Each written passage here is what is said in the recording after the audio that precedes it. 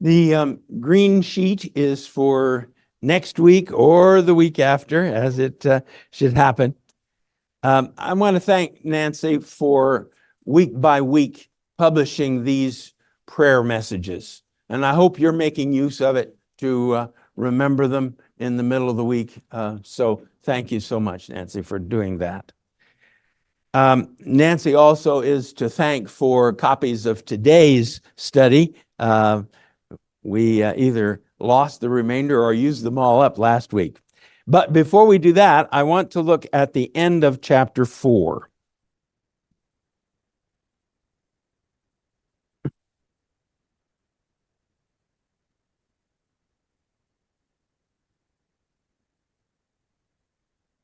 And particularly verse 25 and following. Adam knew his wife again, and she bore a son named Joseph. For she said, God has appointed for me another child instead of Abel, because Cain killed. To Seth also a son was born, and he named him Enosh. At that time, people began to invoke the name of the Lord. Yes, the chapter, of course, is so tragic with the death of Abel and then the expanding violence, as Lamech says he's going to avenge himself 77 times if he should die. So that moment of Seth's appearance and the Sethite line that is going to continue on is just kind of typical of the Bible. The whole story of Kings is the tragic decline of first the northern kings and then the southern kings, as Josiah is replaced by 3 bad news kings in a very short time.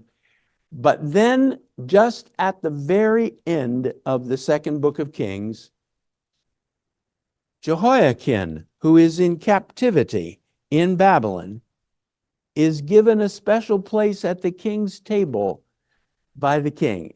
And you sort of say, aha, that's God. In the middle of darkness, darkness, darkness, darkness, a moment of light. And so it is here. In spite of everything else that has happened, but God. Okay, then I want us to look at this thing of calling on the name of the Lord. We've talked numerous times in the past that the name of the Lord in the Bible is not his label. It is his character, his nature. So that at that point, with the birth of Seth and with the coming of that line, there's this turning. Yes, we realize our need. We realize the situation here. And we realize that we can trust you. So I want us to look at some other occurrences of that phrase. First one in Genesis chapter 12, verse 8. Abram has come to the promised land, and God has told him, I'm going to give you this land. Now, he's an immigrant. At this point, the early Bronze period with its great civilizations has collapsed. There are people movements all over the place. And one of the things that we know from Canaan is an immigrant was not allowed to purchase land, and they were not allowed to stay in one place more than 6 months at a time. But God says, I'm going to give you this land. Oh my.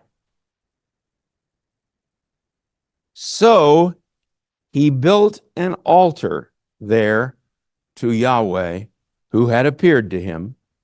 From there, he went on toward the hills east of Bethel and pitched his tent, with Bethel on the east, Ai on the west, Ai on the east. There he built an altar to the Lord and called on the name of the Lord. So again, this is to bring the Lord into your life, into your daily affairs. You are building that relationship with him where you are entrusting him with your needs, with your situation, and you are believing that he is going to do something about that. So it is this inviting of God into our lives. Now let's look at 1 Kings 18:24.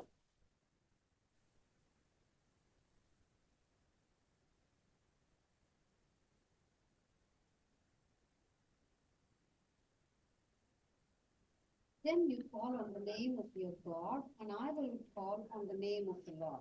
The God who answers by fire is indeed God. All the people answered, well spoken.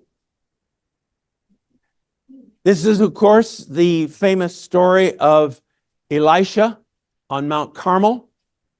And he is saying, yes, thank you, Elijah. He is daring. There are some chairs here. He is daring Baal to demonstrate his power. This is in many ways, the crisis of Israelite faith. The northern kingdom is saying, yeah, we're worshiping Yahweh and the other gods. Yahweh is our main God, but we've got the others. But there is a real danger now with Jezebel, who is the best missionary you ever saw, going to persuade Ahab, her husband, to make Baal the God of Israel. So more than 19 chapters are given to this 40-year period of Elijah and Elisha and their ministry until finally the northern kingdom isn't saved, but there's no question that Yahweh is still going to be the chief God. So here it is. You call on the name of Baal. I'll call on the name of Yahweh. Now again, unquestionably, in the prayers, Baal was named. Oh, Baal, come. And Yahweh was named. Oh, Yahweh, come. But once again, it's not simply using the name in a magical way. And that's what the third commandment is about. We often think of it as simply using God's name in an idle curse. But it's more than that. It's trying to use him in a magical way, to use his name magically. And what he's saying is, all that Baal is, you call on that. And I'm going to call on all that Yahweh is. And it's, of course, a wonderful, wonderful story. They spend the day in rituals, cutting themselves. As I've said to you before, this is a funeral ritual. In the fall, the god dies, the vegetation dies. And you don't know whether he's going to rise from the dead in the spring or not. So you got to give him a really good funeral. You got to show him you're really sorry that he's died. And then Elijah prays. No ritual, no magic. God, call on the name of the Lord. Then 2 Kings 5:11. David went away angry and said, I thought that he would surely come out to me and stand and call on the name of the Lord his God, wave his hand over the spot, and cure me of my leprosy. Again, this wonderful story. Isn't it interesting? All of our children's Bible stories come from the Old Testament. Yeah. Here he is. I mean, you gotta be amazed at this guy. He's second in command of Israel's strongest enemy, Syria, with its capital in Damascus. And again, the wonderful, wonderful story of the little slave girl taken from Israel, who could be very bitter. Oh, goody, he's got leprosy. My lady, there is a prophet in Israel who could heal your husband. So, okay, I'm going to take a risk. I'm going to go to the enemy land, and I'm going to talk to this shaman, this magician. I figured he'd come out and do rituals, do magic. And all he does is tell me, go jump in this little creek. We have better rivers in Damascus than this. Call in the name of the Lord. Psalm 116.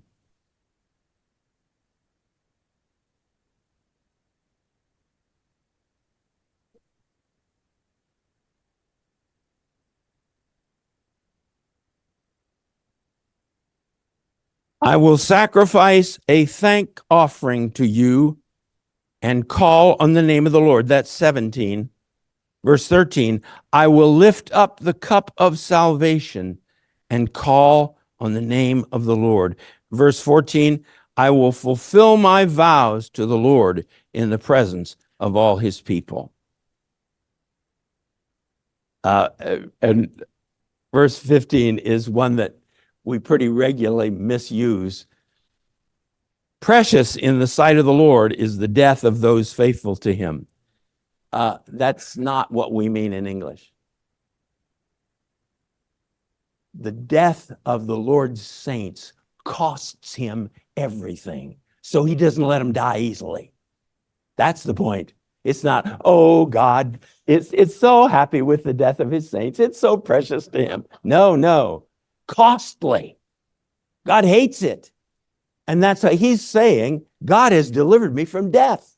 He doesn't want his saints to die. Death is never a good thing. Anyway, that's free. I'll lift up the cup of salvation. How do you do that? By then giving your needs and your situation and your dependency to him. A call on him.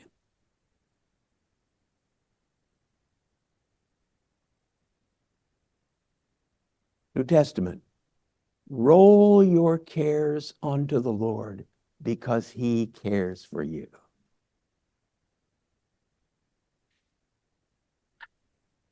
I told Karen this week I felt like a hypocrite. I preached to all of you about not worrying. And 2 weeks ago, we got word that our tax return, which we had electronically filed, had not been accepted. And I went through about 3 different iterations of that thing trying to get it accepted. And I didn't sleep very well for the better part of 2 weeks. I can tell you, Friday night it was accepted. But I was calling on the name of the Lord a good deal.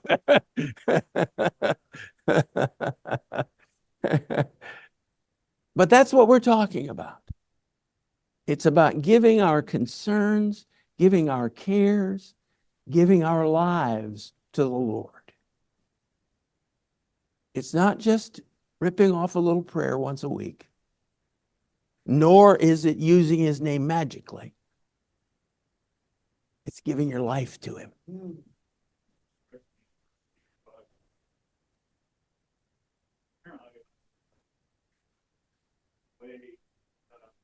Humble yourself and I hate that period there. Cast all your cares on him, but and grammatically it makes sense to humble yourself by casting your cares. Yeah. You're right. And it's you can't prove it one way or the other, but that understanding is very possible.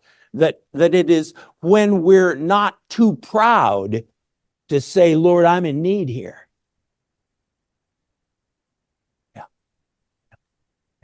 have a question. This is Beth online. Yeah.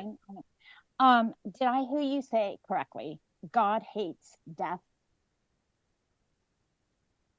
Okay. Yes. Death is the greatest obscenity in the universe to God. God is life.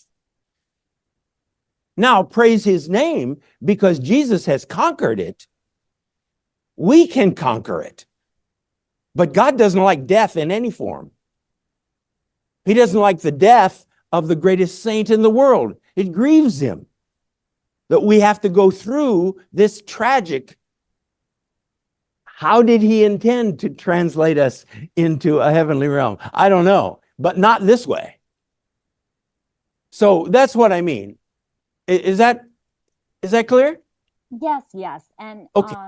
but if he created light, if he created the world, why do people have to suffer so greatly? Why do people have to suffer? I know, If- silly. If you ever answer that, you'll be a very famous woman. I don't know. And there are days when I pray to be run over by a bus. Well, years ago, Dr. David Seaman said, I'm not afraid of death, but I am not looking forward to dying. And why is it that some of us die suddenly, others of us die slowly over years? Don't know the answer to that. Suffering is in the world because of sin. That's the simple answer. But why is it that some suffer and others do not? I don't know the answer to that. Okay. So just to say to you, I'm so grateful for the way chapter 4 ends. Yes, murder. Yes, multiplied murder, tragedy, grief. But that's not the end of the story. That's not the end of the story. Seth is born, and they began to call on the name of the Lord. Okay.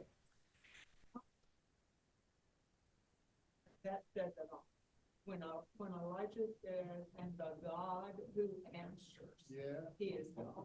Yep. God answers if we just remember to pray. Yeah.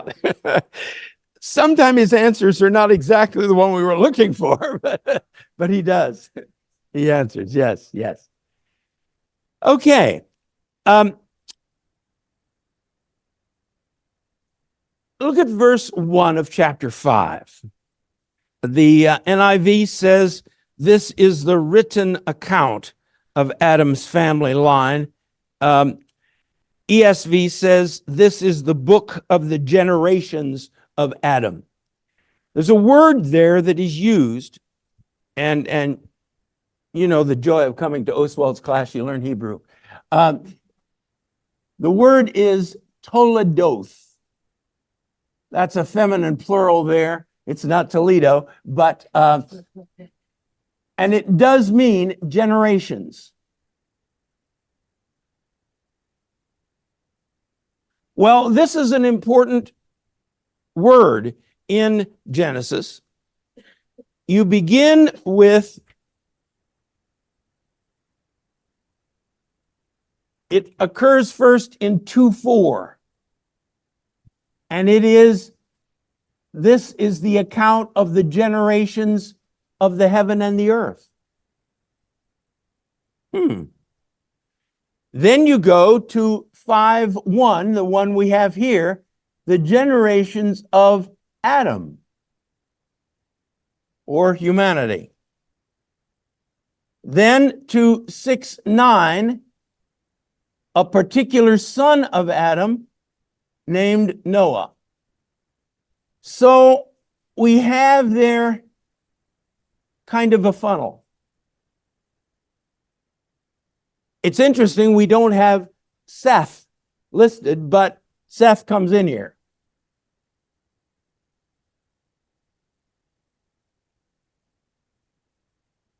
Then we go to 10:1, the generations of Ham Shem and Japheth.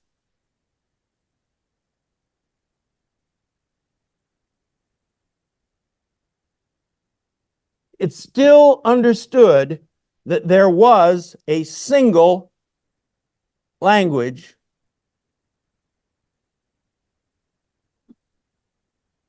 from which all 7 or 8 others in the Near East developed.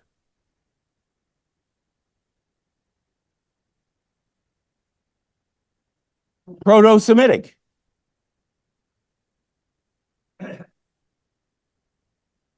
For a long time, the languages that we now call Indo-European were called Japhethite languages. Because you can trace all the languages of Europe and India back to a single parent. Now, Finnish and Icelandic are a big problem. They were evidently an alien tribe. Yeah. But anyway,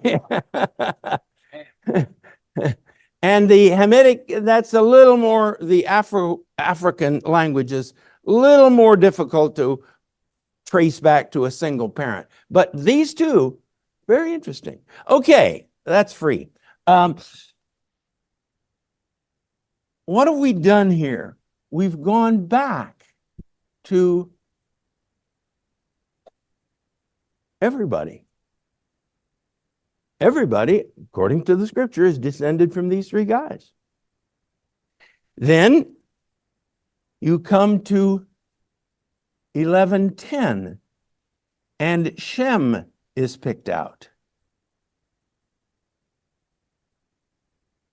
Then 11:22, a particular son of Shem named Terah.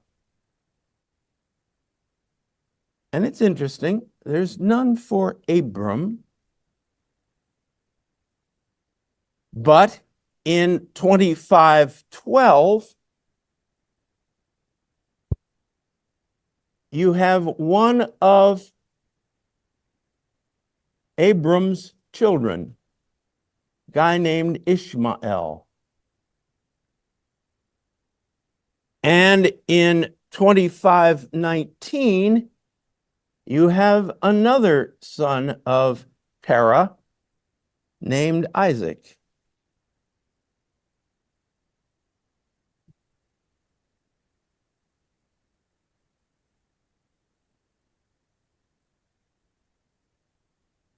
Then you have another one.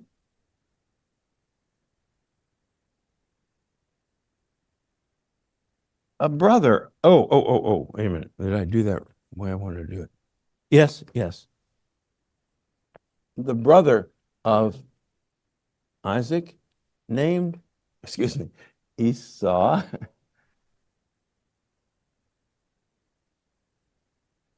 And then the last one, 31:2, Jacob. What have we done?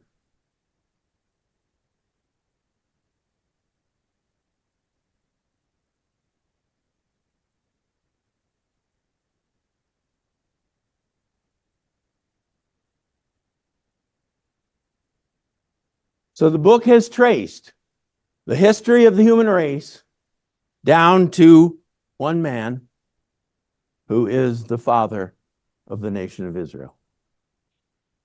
Now, it's interesting to wonder about Ishmael and Esau, and those Toledoth, those generations are named in quite a bit of detail, whereas these generations are often not named so much. So what that says is, this is not merely genealogy. This is sort of life story, including genealogy perhaps, but it's bigger than merely a list of generations. But there you go. Where's this story headed? It's headed toward the people of Israel.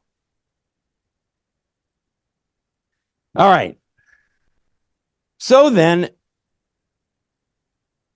Here's the first unit from 2:4 to 4:26.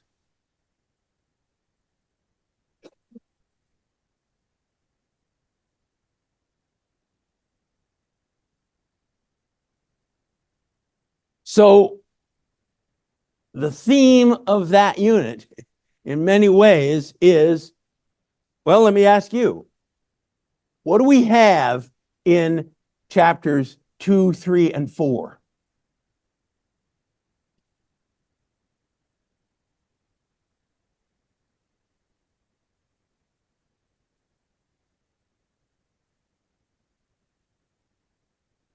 The history of Adam and Eve, yes. And what are the details of it? What do we have in chapter 2?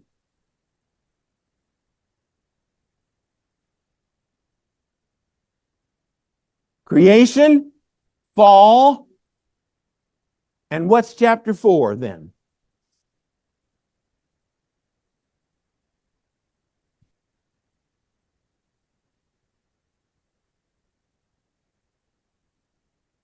How did a world that was made for life become a world where death rules?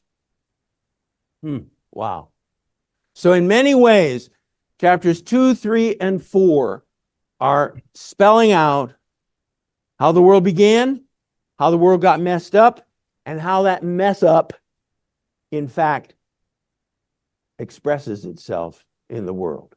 If you eat from that tree, you will die. If you eat from that tree, you're going to introduce death into the world in all of its tragedy. Okay. So then comes chapter 5. Not very devotionally interesting. How would you explain the long ages of people before the flood? What? They didn't know how to count. Okay. They were using a different system. Base 100. Yes, one of the thoughts that came to my mind is we know that we age because we drop telomeres. And Oh, we do. I've dropped quite a few. But those are the part of our DNA that helps us replicate our own cells and everything. And what happens is as those begin to drop off, you become less able to replicate. So my just a wild theory is that at that time, the telomeres were held in place very well, and there was no, in other words, the progress of aging and death were far slower. Yes. I think there's two of us at least who believe that. I think that's exactly what was going on. God built life into us, and it took a long, long time to wear down what God built into us. This really caught my attention several years ago when I read the story of a 9-year-old boy who was 90 years old. The aging process had simply gone wild, and he was an old man at 9 years old. And so I think that's what's going on. It took a long time for sin to beat the life out of us. Pardon? Yes. Environmental shifts before and after the fall have contributed to this. The earth itself somehow shifted. Yes, I've heard this story that in fact the earth was enveloped in a cloud, and so ultraviolet rays were cut back a long way. So yeah, I think there are all kinds of possibilities there. Now let me say, in Sumeria, they have a king list. And those kings lived a long time, like 49,000 years, 36,000 years. One guy's 128,000. What I think is happening there is They are remembering this historical fact and mythologizing it. We're going to have another opportunity to talk about that. But I think so that though that king list is a testimony, I think, to the authenticity of the Bible. Compared to that, this sounds like, oh my God, they only lived 900 years? Oh, gee. Style, like,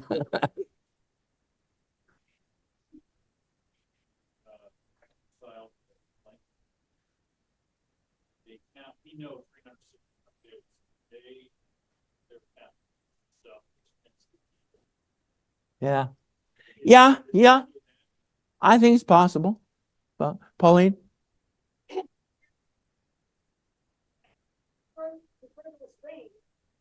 Before the rain started, it was more like a terrarium. And anything that was in a terrarium, Yeah, yeah, yeah. So it's possible that the environment before the flood was more supportive of life than it is now. Yeah, yeah. Now, the other thing that's important about this chapter is, yes, ma'am.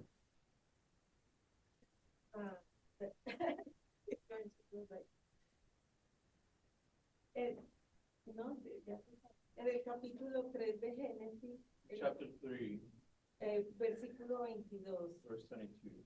que dice que va a sacar al hombre del huerto de Edén, no sea que extienda su mano y tome el fruto de la vida, lo coma y viva para siempre. When they're expelled, so they don't get access to the tree of life, life not be sent. No, eso no significa que ya la muerte estaba prevista. Isn't that a sign that death was foreseen, not foreseen? Which one is it? It is foreseen or it is not foreseen? No, it's the word I prevista. Foreseen. Foreseen, okay, yes, it's foreseen. 200 seconds for death is foreseen. Oh, yes. I think there's no question that that's where it is, that they have now become evil. We have become evil. And for us to live forever is indescribable horror. And God says, that's not going to happen. I'm not going to allow them to eat from the tree of life. There will be a termination to their lifespan. How long the lifespan will be, that's not specified there, but there will be an end to it, which is good news. Thank God Stalin died. Thank God Hitler died. Mao Zedong, the guy in Cambodia, Pol Pot, yes. Yeah. So, yes, I think you're right.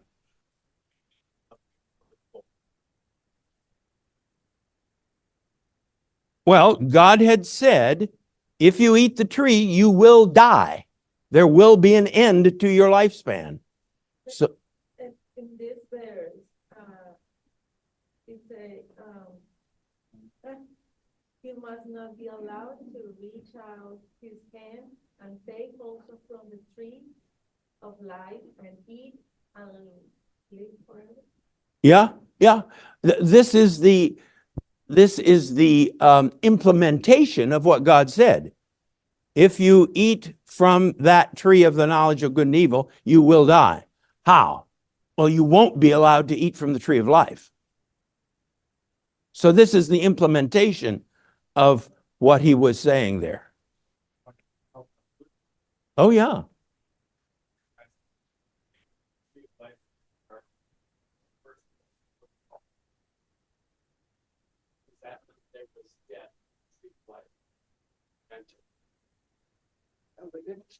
Well, let's move on. Look at chapter 5, verse 1. What did God do? In his likeness. Now look at verse 3. What did Adam do? In his likeness. Now, what do you think is the significance of those two verses?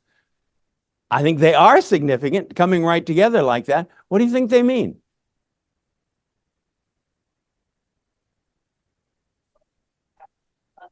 Okay. I think that's number one. God's likeness is passed on through Adam and Seth. What else does it mean? Pardon? God told them to be fruitful and multiply, so they're being obedient. Okay, I think that's right. I think what we're talking about here is Adam passed on God's likeness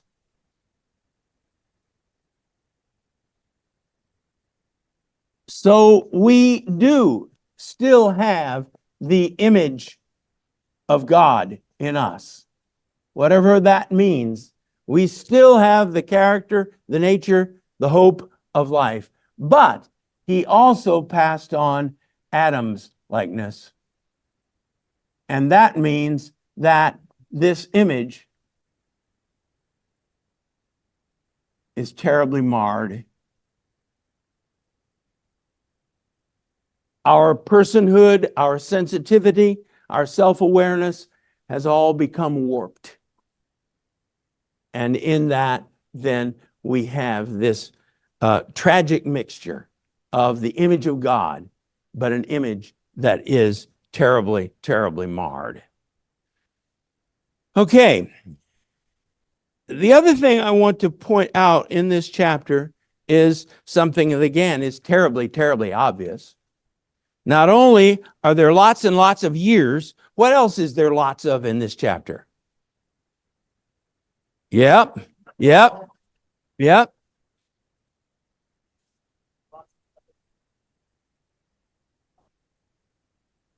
Names.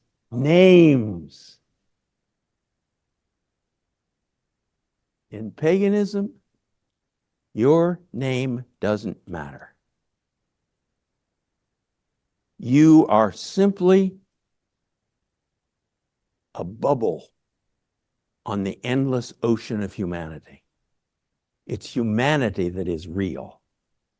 You are just an effusion of humanity. And your differences don't count. The Bible says, I know you by name. Is there, get to the New Testament,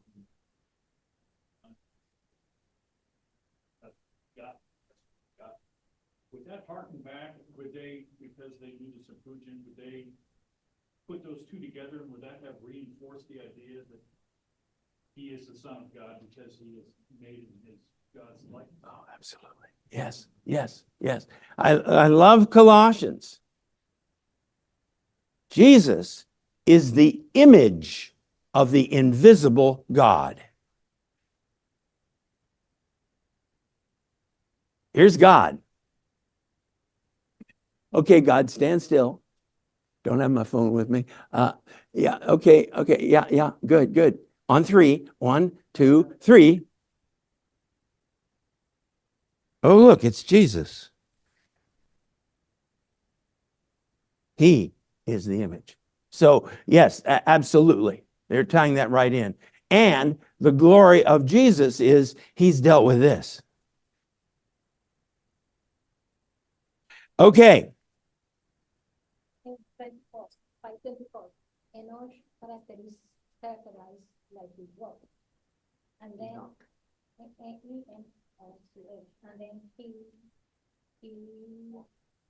was with God, then he was no more because God took him away.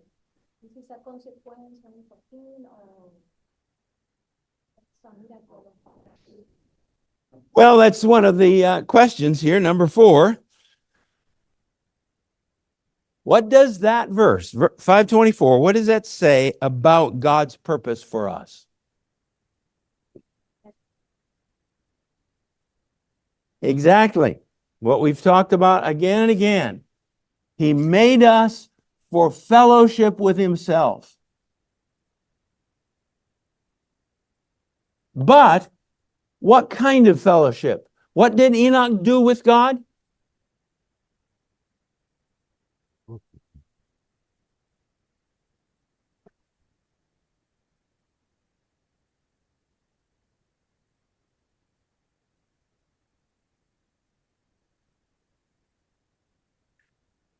The direction of the walk, it's not explicitly said, but it's clear enough, is not going to be directed by Enoch. It's going to be directed by God. Where are we walking to today, God? So that whole language, and you've heard me say this many times, and I'll say it as many times more as you let me. The life with God is intended to be a walk. To be saved.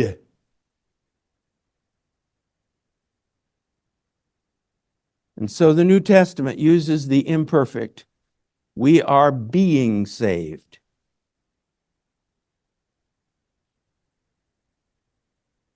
Imperfect is something that's ongoing action. So somebody says, are you saved? Well, I'm being saved. It is a state, yes, and I don't want to downplay that. But it's a progressive state in which we are being, again, New Testament words, changed into the likeness of God.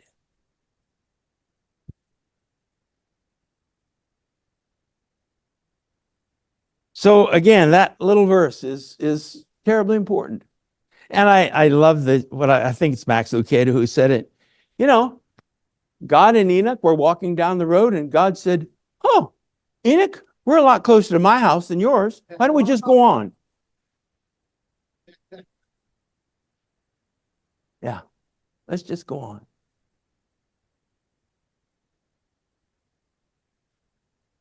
Okay. Then we come to chapter 6. When men began to multiply on the face of the land, and daughters were born to them, the sons of God saw that the daughters of men were attractive. They took as their wives any they chose. Then the Lord said, my spirit will not abide in man forever, for his flesh, his days will be 120 years.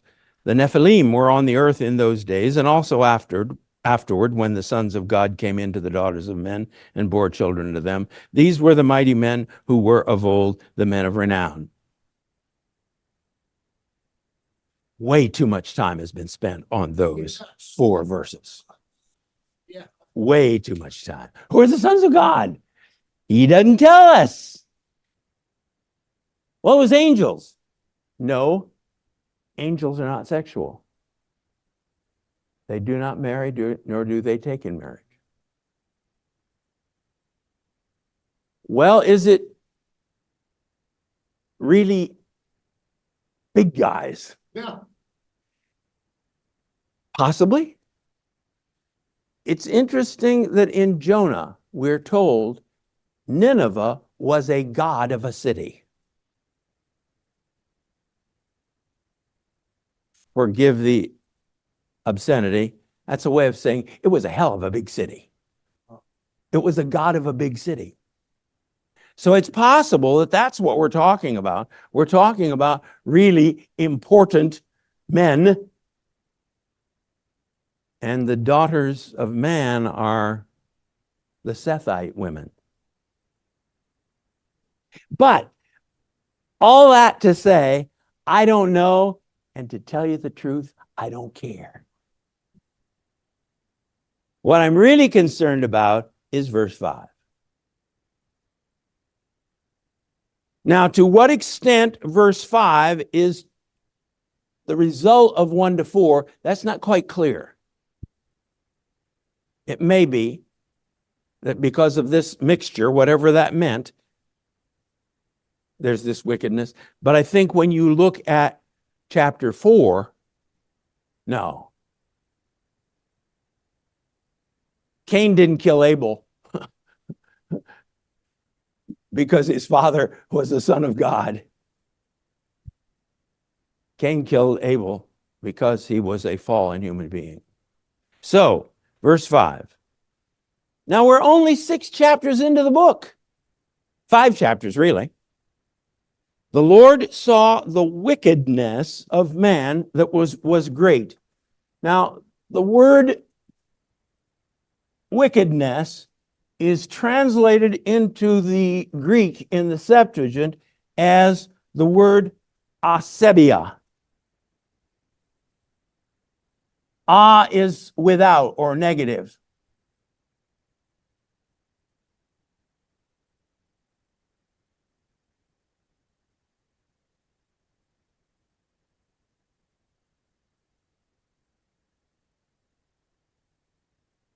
What is wickedness?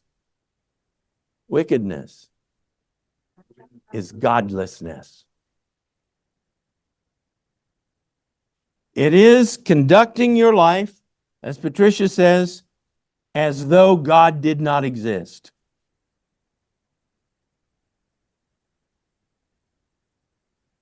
And the great thing there is wickedness can be as moral as you ever can imagine.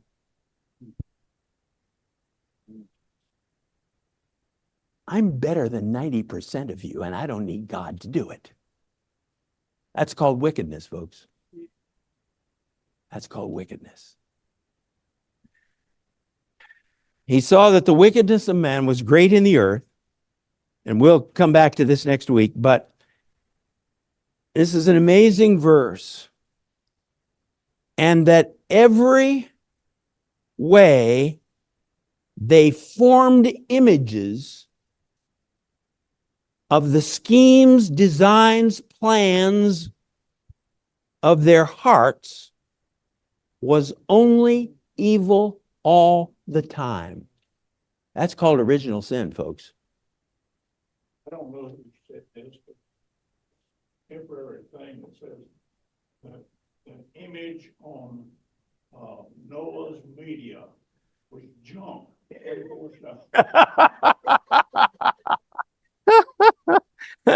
The image on Noah's media was junk 24/7. Yeah, yeah. And you see, our capacity to image, our capacity to picture, it's saying that is totally, totally corrupted. Wow. Wow. That's what pornography is about. And there's something about male minds, I'm told, that particularly fixes on pictures. So, I will let you go.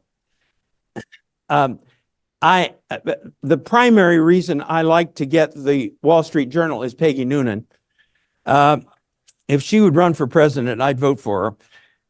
But last Sunday, she was talking about he is now largely a child psychologist, saying contemporary parents have made 2 mistakes. Number 1, they will not let their children outdoors without their supervision. And number 2, they will allow their children access to the internet without supervision.